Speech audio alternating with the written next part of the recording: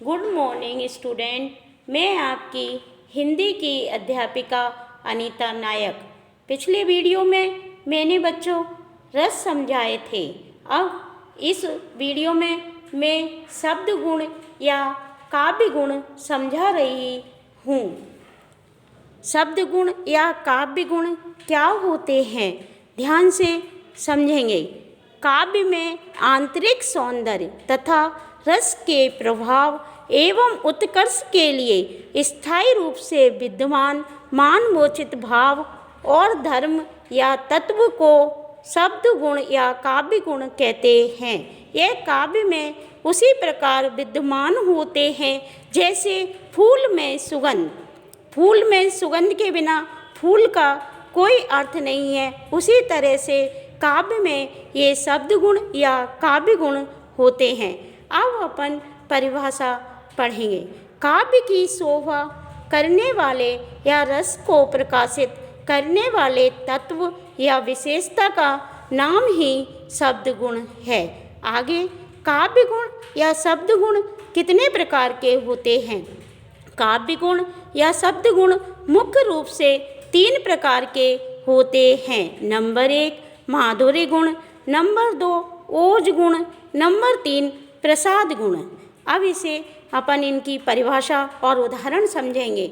Number 1 माधुर्य गुण। किसी काव्य को पढ़ने या सुनने से हृदय में जहाँ मधुरता का संचार होता है वह माधुर्य गुण होता है। यह गुण विशेष रूप से श्रृंगार, शांत एवं करुण रस में पाया जाता है। आगे माधुर्य गुण की रचना में क्या क्या होना चाहिए?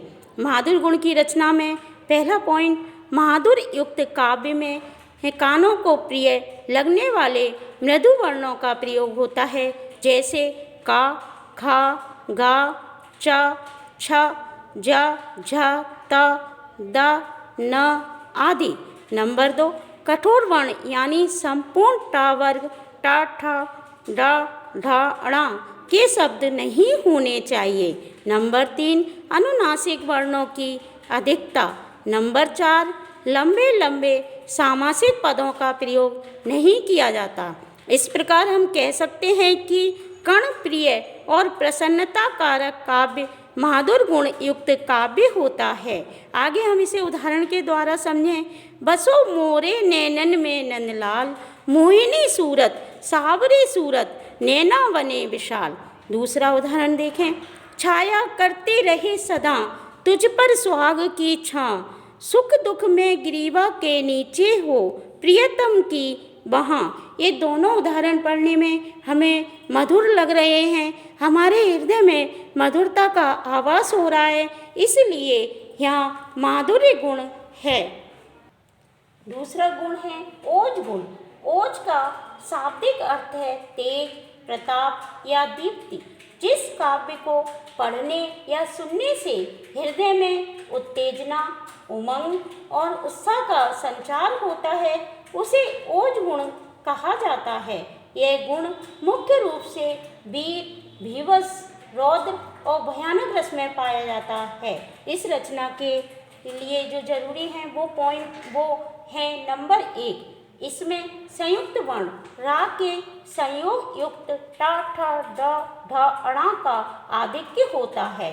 इस प्रकार के काव्य में कठोर संयुक्ताक्षर वाले वर्णों का प्रयोग होता है। इसके उदाहरण से समझें। बुंदेले हर बोलों के मुँह से हमने सुनी कहानी थी, खूब लड़ी मर्दानी वह तो झांसी वाली रानी थी।